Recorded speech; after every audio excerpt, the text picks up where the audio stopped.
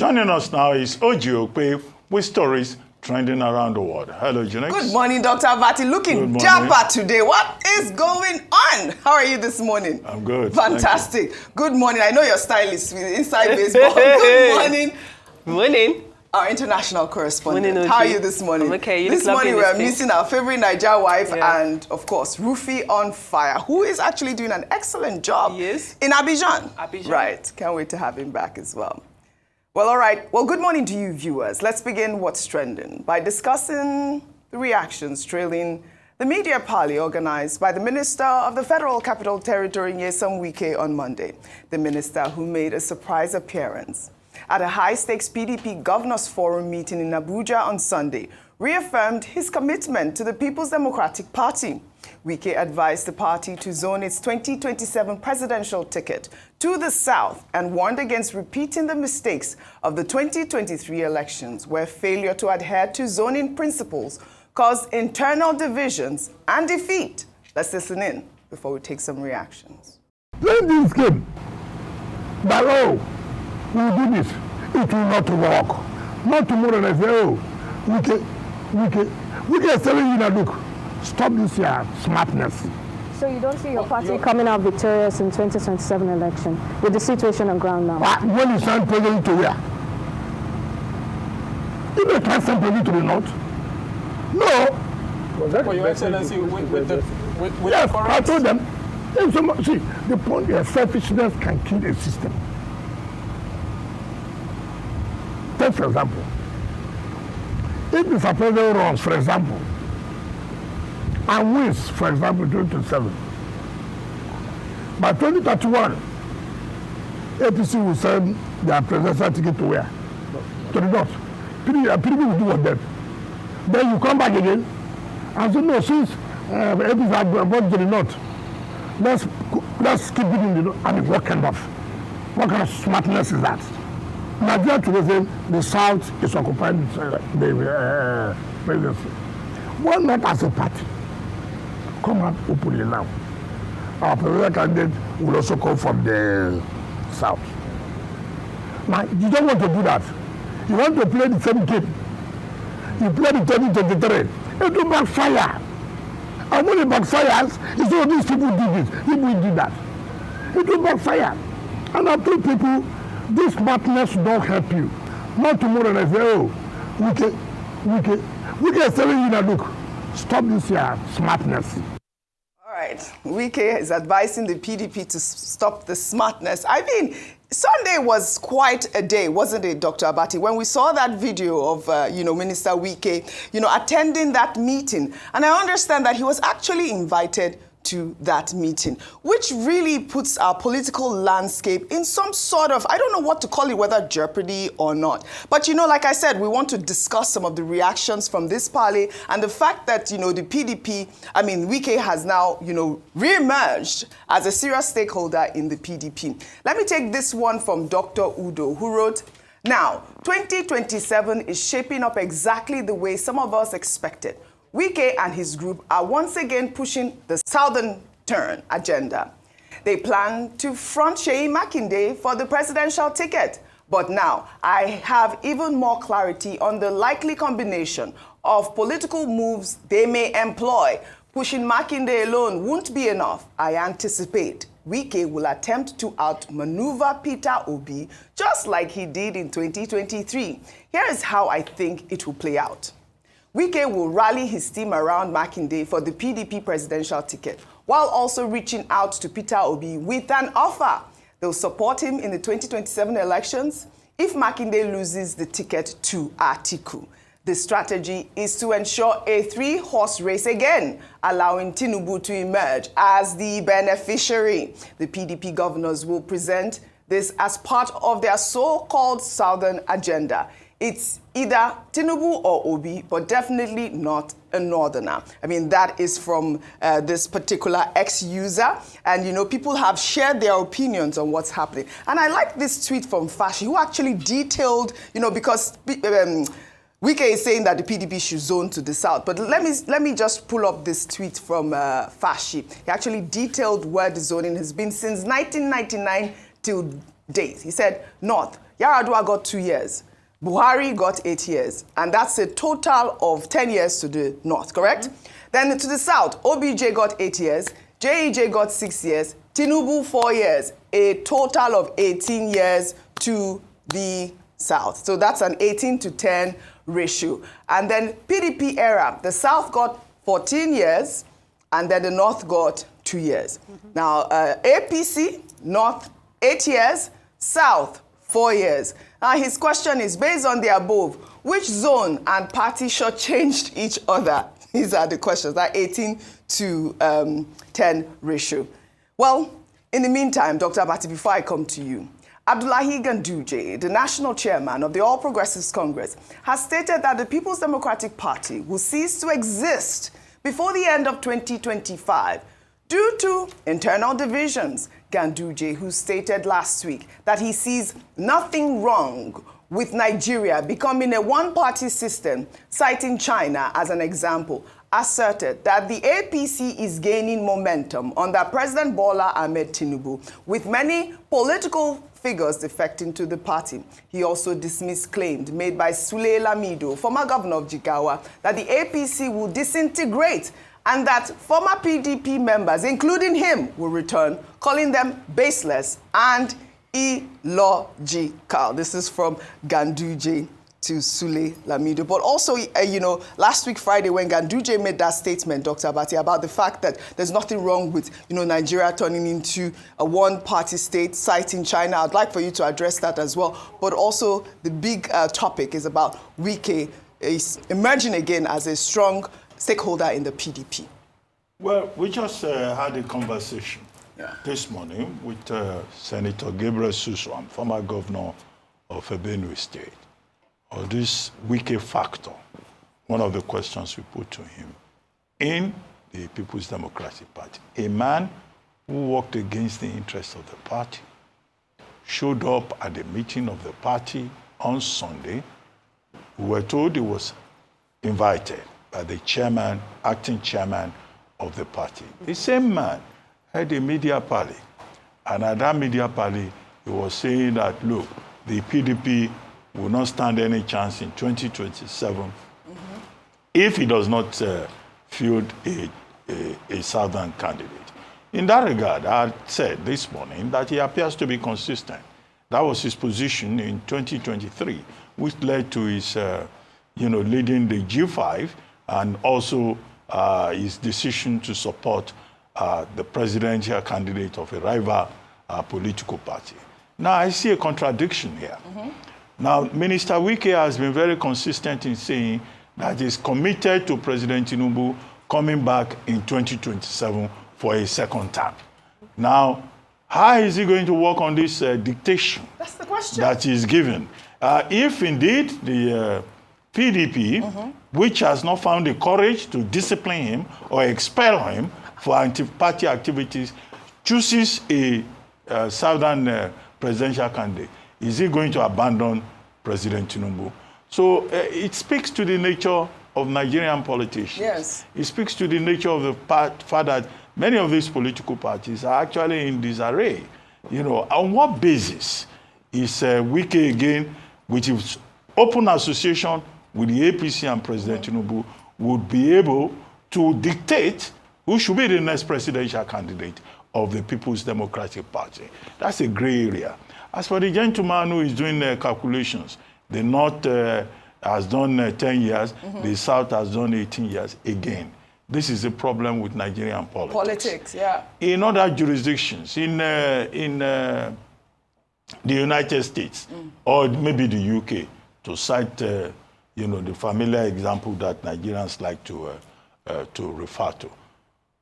They don't choose people on the basis of ethnicity or religion or geography. Look, our democracy is not going to move or make serious, far-reaching difference until we get to a stage where there is meritocracy, until people are chosen on the basis of what they can do, what they can achieve, what difference that they can make, not on the basis of whether they come from Ekulobia, or they come from Ekulobia, or they come from Kaura Namuda, all right. or they come from Djibouti. But because they are competent people who can move Nigeria forward, but we're unfortunately still at the level of ethnicity and religion, and that's why we are counting, years spent by the North or South, or as if we are counting beings. As for Dr. Ganduje, well, he says that the APC, the PDP will disappear. Well, by what calculation is he saying that? But the more important thing that he was talking about is not just about saying 2027 is a done deal for APC and President Tinubu. It's his talk about one-party state. Yes. Now, I wrote an extended piece today, back page of This Day, in which I interrogated this connection between the factions, which Ganduje is obviously excited and over-enthusiastic about, and also, the possibility of a one-party state. A one-party state is the very antithesis of multi-party democracy. In a one-party state, he's citing the example of China. Yeah. In a one-party state, you don't have freedom of expression. Nope. You don't have your fundamental human rights. In fact, if you dare express an opinion, you will be crushed. There's death penalty for corruption. Whatever. It's a draconian, authoritarian system that you will find. We found in Nazi Germany, in Mussolini's Italy, and also in China, in North Korea, in Cuba. Is that the kind of thing he wants for Nigeria? Where was he when civil society was fighting for the exit of military rule in this country and return to civilian rule? The whole struggle for civilian rule, civilian democracy, was about people having rights, people having the opportunity to make free choice. And here is the chairman of a political party in 2024 calling for a reversal of all those gains. Oh, God. Some of these people. Dr. Martin, short of words. Oh, God, that's speechless. I mean, really, but you made very, very good points with regards to this one-party state system. We are a democracy, and that's what we are practicing here. We should not move to a one-party state. Adefemi, before I come to you, still on Minister Wike. Minister Wike also addressed the political crisis in Rivers State, which led to the suspension of Governor Sim Fubara. He said Fubara is now making reconciliatory moves and recently visited him with two other governors, APC governors, he said. Wike also claimed that Fubara was misled by some governors before the crisis escalated. Well, let's take a look. I'm coming. I said the president has called for peace severally. And I cannot sit down and one president has called for peace. He said, don't want peace. Yes, he came. He came with two governors and one other person. Unfortunately, the two governors are APC governors, unfortunately. So I will not pursue him. And he said, he wants peace. Fine. I want peace. This is a self-inflicted injury. God has given you this thing. Why not humbly? And don't allow people to push you. They are telling you to act, you're a governor. We know. Nobody is taking the way you're a governor. They say, oh, we just trying to control, demand money, this and that, this and that. I'm sure all of you were of that opinion. There's nothing, they have a television called Arise. They push him and push him. Governors came pushing. And where are they now? I think those governors are enjoying their own. Is it not? You don't need to have been to that kind of problem. Governor Wike is Mr. Wike, sorry. He's so Minister, special. Yes. Minister Wike. I mean, who amongst you guys pushed Fubara. I'm innocent here. Fubara. Who did that? Which among you guys? No, I want to know. Because he called us out by name. He called us out. I'm just an innocent bystander. I mean, Fubara is a grown man who was capable of making his own decisions. Yes. I mean, you can't be pushed that much to actually go and do all of them. But you know, yesterday we took this story of, Governor Fubara, suspended Governor Fubara, saying that, he may not return to office. I mean, he may not want to go back to office. We didn't fully discuss that as well. Yes. Adefemi Akinsoya. I mean, it's very interesting because, if we start on yesterday's comments, which is what he made here, the conversation we had yesterday was essentially that it seems as though he's trying a different tactic. Yes. When he used force and agidi, we saw what that gave him. So now he's trying to use peace and a softer tone, and we'll see if that is a situation of perhaps that will yield a different outcome. So we don't know. I mean, sometimes when people ask questions in an impromptu manner, they may say something that they might not have intended to. So we don't know as it stands now whether or not Governor Fubara truly does not want to return as governor. I don't actually think that's the case. Yeah. That being said, going back to what Minister Wike has said, I think that it's a good thing that he says that he is open for peace. I think that we're on the right path there. All right, fantastic. Did you want to say something before we move to the next story? Okay. Really yes, quickly. It appears that Governor Fubara is beginning to listen to some of the people that have been advising him. Yes. You recall that, last week, we were saying that the president of Mosient, that's the Niger Delta, ethnic minorities development group, he was saying that Fubara should call his followers to order and that they should stop fighting. Yes. Engineer Edangs Eradiri, former president of the Ijaw Youth National Council, also said a similar thing. That, look, most of these people who are fighting, who are, creating problems, they will not help him. Now, on the basis of that, we have now seen that at the service of some commendation service for Edwin Clark, that was where he made the statement that not everything is OjyOkpe, and that, people should stop fighting. Yes. He's not the one sending them, which is a reflection of him listening to their advice, which is a reflection, a confirmation of the fact that he has been taking steps to seek reconciliation with Abuja, with his godfather that is in Abuja. And it was on that occasion that he says his spirit has left the government house. Well, you made the point that he's an adult. Yes. Now, he cannot just be talking like an adult from every direction. If his spirit has left the place, then let him resign. If your spirit has left a particular job, then move on as an adult. Yes. Some of these boys. But in any case, what Minister Wike has now said is that he came to him to come and beg. In the report by Premium Times that I saw, it was reported that he was led to the minister by Chief Olusegun Oshoba and the governor of Ogun State, Dr. Gbajabiamila. And it was at that occasion that he knelt down. Lady Olayinka said he prostrated. It's there in the Premium Times report. And so if he has shown that penitence, what Wike is saying would seem to make sense. That it's not just enough to come and prostrate, kneel down, hold legs, and there's holding of legs there too. Yes. Prostrate and hold. Okay. It was a process now. 6 months suspension. It's easy. But in any case, all right. What the governor said, what the minister said is that the president wants peace. Yes. Fubara himself now wants peace. Correct. Now let them continue to negotiate and all that.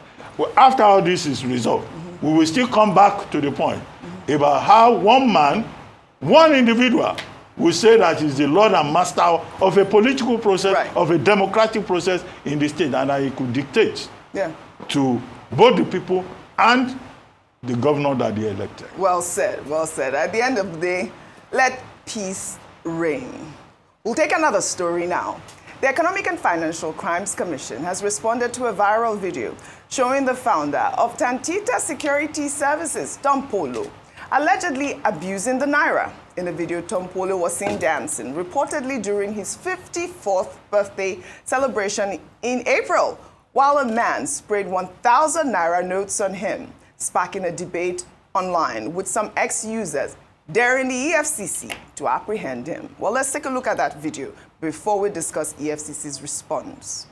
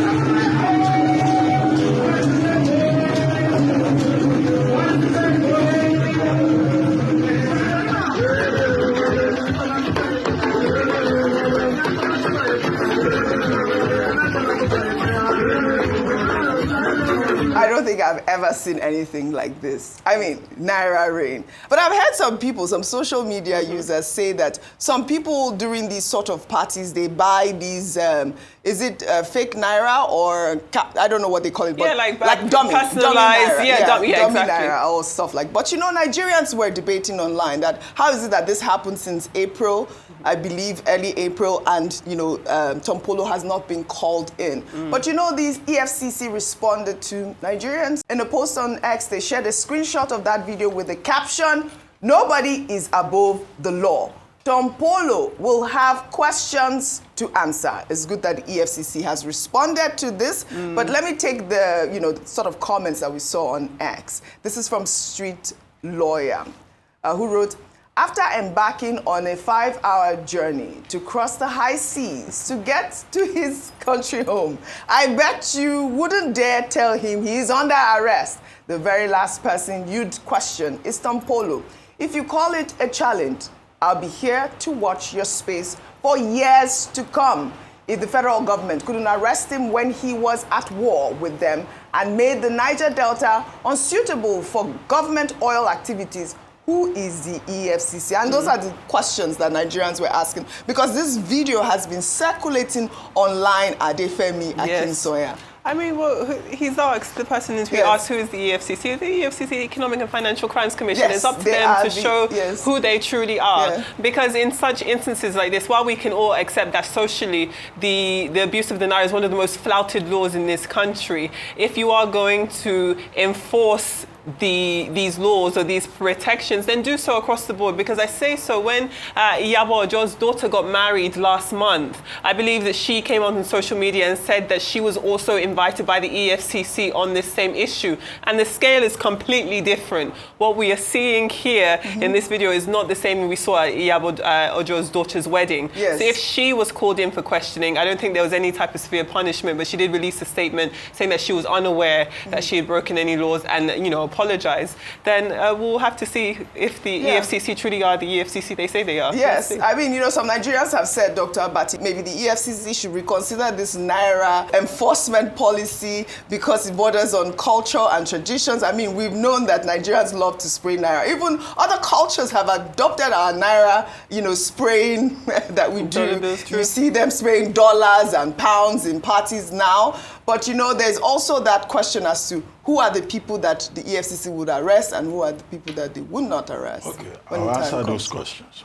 One, the EFCC is right to say that nobody is above the law. Yes. I mean, in this country, in reasonable countries, it's the rule of law that prevails. That's why you have a decent society. Absolutely. Without the rule of law, all of us will be living in a jungle, in an animal kingdom.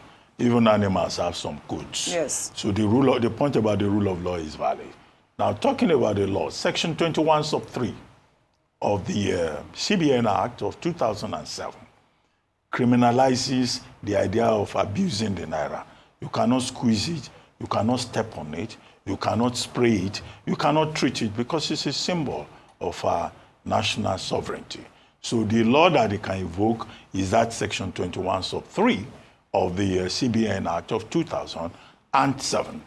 Now, 3, the EFCC has been arresting a number of people or interrogating them on this. You have the Okoya brothers, you have the Iyabo Ojo, Miss Iyabo Ojo, first priest, you know, who had a wedding for her daughter.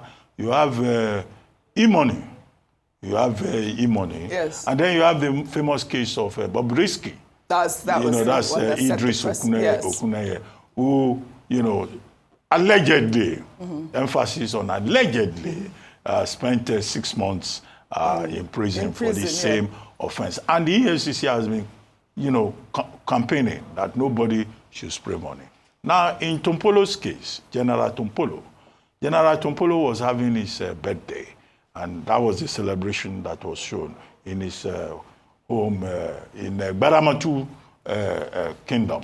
And then we had this, I mean, the Naira reign, as you call it, or whether it is some kind of thing, I don't know. But of course, this looks like an abuse of the Naira. But the issue is it Tompolo that was spraying the money? Is it Tompolo that was abusing the money? Because there's something in law which they say that criminal responsibility is personal. You cannot go and arrest somebody, Mr. X, for an offense committed by Mr. Y, which was the question you raised. Yes. That how do we identify people? But in this country, there has been abuse of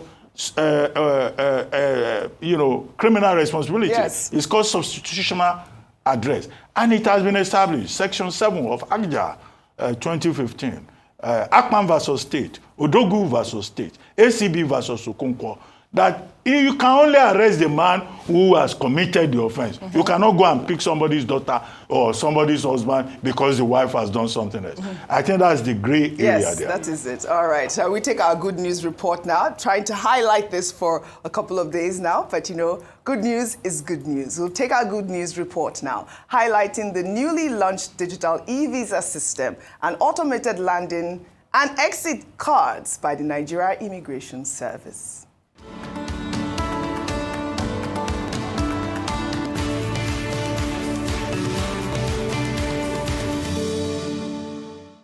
Well, this is great news. The new digital e-visa system enables travelers to apply online and receive e-visas and QR codes in under 48 hours, making entry into the country faster and more convenient. Well, according to the Nigerian Immigration Service, manual forms are also gone. All inbound passengers, except Nigerians, must fill out landing cards online before boarding, while outbound travelers complete exit cards before departure.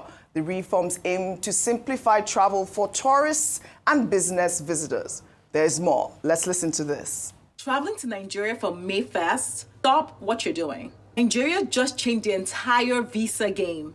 If you missed this, you could be banned for life. According to this circular, starting the 1st of May, Nigeria has officially launched an all-new e-visa system. What does that mean? 1, no more visa on arrival. 2, applications are now 100% online. 3, processing time just 48 hours or less. And they've even got 13 different visa types. Check them out at evisa.immigration.gov.ng. But note this, once approved, a visa isn't extendable anymore. So don't mess up your travel dates. I should also share that Nigeria is implementing penalties for overstaying your visa. Overstay by 1 day and you'll be paying $15 at the top there per day. Overstay by 3 months and you still pay that $15 and you get a 5-year entry ban. And if you overstay by over a year, you would be banned for life. You should also note that those old, physical landing and exit cards that you have to fill out when you arrive or leave Nigeria are now completely phased out and everything is now online. So now you must fill a digital online card before you board your flight. Leaving Nigeria, you also need to complete an exit form online. Nigeria isn't joking in 2025. Tag someone traveling soon and share this with them. It might just save them hundreds of dollars or a lifetime ban. Nigeria isn't joking in 2025. I thought this was such a great news. Good for the immigration service. Kudos to them. I mean, when you come now to the airport, you just go through those e-gates. Easy, seamless process. Definitely. But also in Lagos. Let's now highlight a free transportation program for students and the elderly and persons living with disabilities, launched by Gbajabiamila, the Chief of Staff to President Bola Ahmed Tinubu. The initiative, known as the Gbaja Ride, features 33 buses and is part of the renewed hope agenda with an aim to create new jobs for the good people of Surulere and its surroundings. Let's take a look.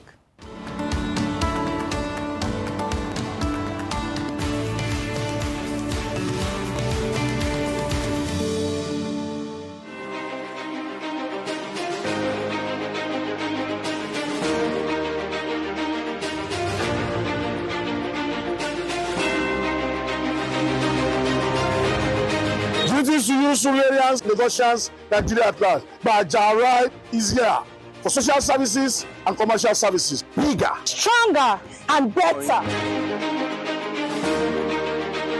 with the transformation of technology, Cowry Cards grants you access to Gbaja Ride. Not cash. Go and get yours now.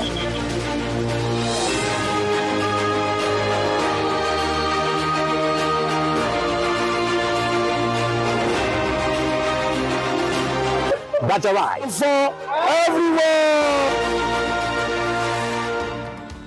Oh, this is how, congratulations. Like I said yesterday, this is how the private sector can contribute as well to nation building. Well, kudos to Gbajabiamila.